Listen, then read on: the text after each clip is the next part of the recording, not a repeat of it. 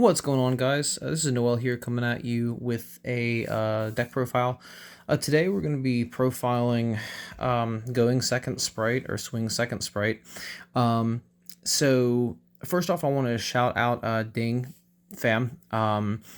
So he is the one who came up with this deck, and we've kind of been like talking and tweaking and stuff. So this is definitely something that is his brainchild and something that I've been playing with and had really good success with.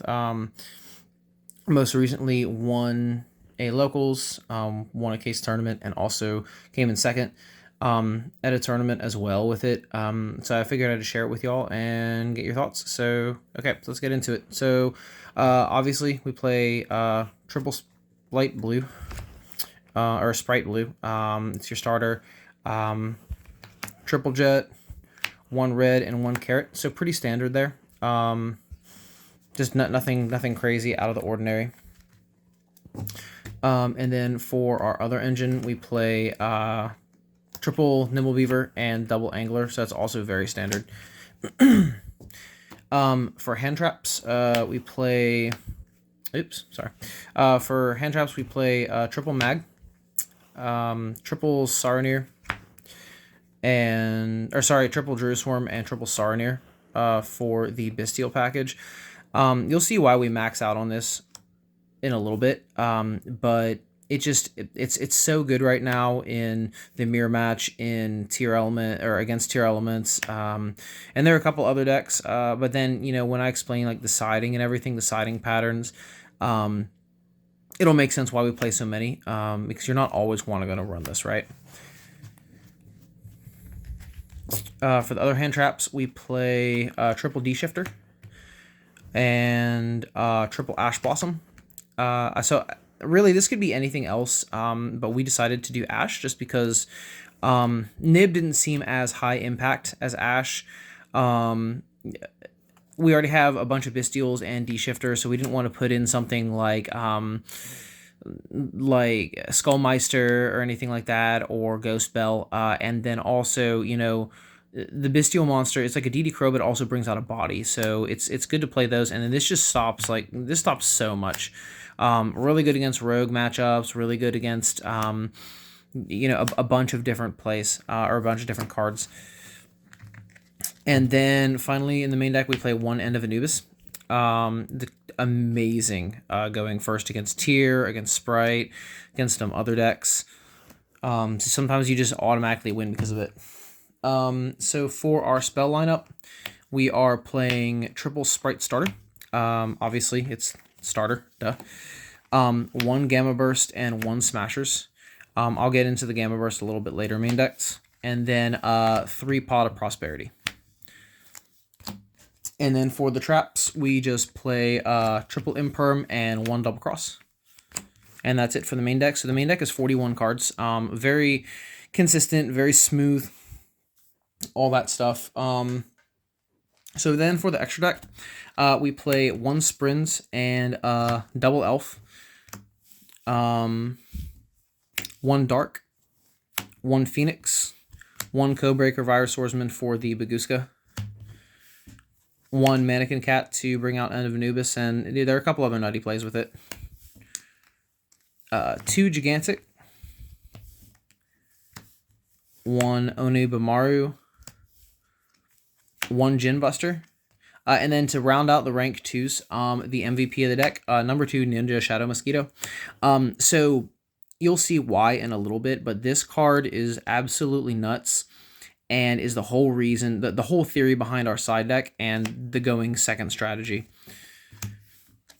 One Downard, one Wallow, and one Zeus round out the extra. So extra's 15, obviously.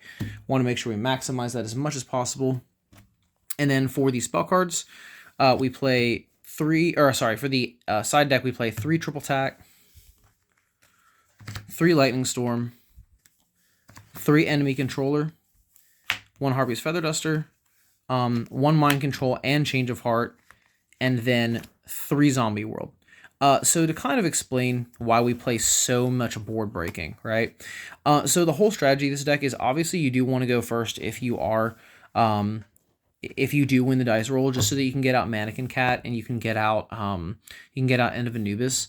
But if you're going second, right, you obviously want to just try and draw as many Bestials as possible, plus some engine cards. But the whole theory behind game 2 post side is you side out a lot of your starting cards, and you just side in every single one of these. And then you make your opponent go first, because one, it's going to mess up their side deck pattern, because they're thinking, hey, he won, it's Spright, he's going to go first.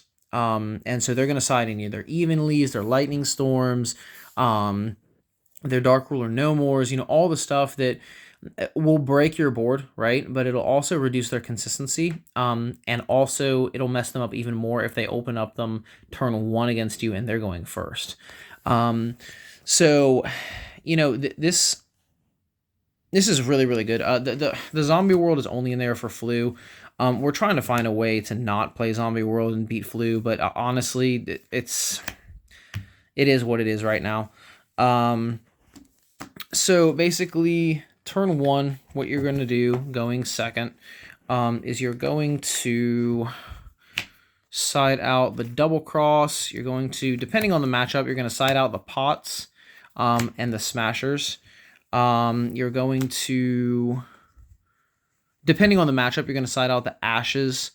And then also, depending on the matchup, you're going to side out the Bestials as well, and then you're going to side these cards in. And basically what you're going to do is, as long as you draw a combination of some of those board breakers as well as some of your gas cards, you just kill them. Like, you break their board, and then you take their monsters and you just go in and attack and OTK them, because Gamma Burst honestly just ends games.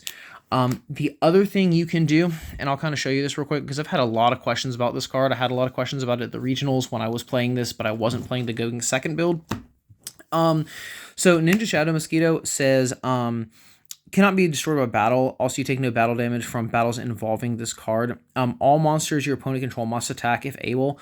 When an attack is declared, you can activate one of these effects. So it takes 2 plus level 2 monsters, 0/0.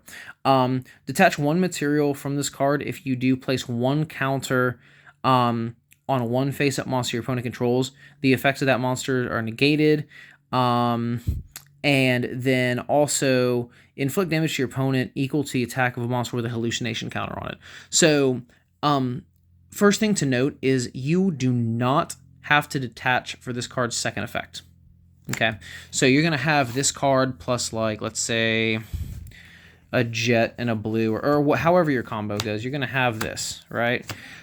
And then you're going to do Sprint earlier on in the combo, sending an Angler, getting out, let's say, 2 Beavers, right? If your opponent has a Rukalos, which is 3,000, this is automatically game. Like, because you're going to go attack, detach, and then you're going to put the hallucination counter on the Rukalos after you've baited it out. It has 3,000 attacks. So you're going to attack, they take 3,000, attack, they take 26, attack, they take 26, and that's game. That's 8,200, right? Wait, or that's, yeah. So there are a lot of ways you can OTK with this, a lot of ways you can OTK with the other cards in the deck, but that's the theory of going second Spright. So please comment, like, and subscribe, and if you have any questions, feel free to hit me up on Facebook. My name is Noel Marchione, and shout outs to Team AFG, and I'll talk to you guys later. Peace.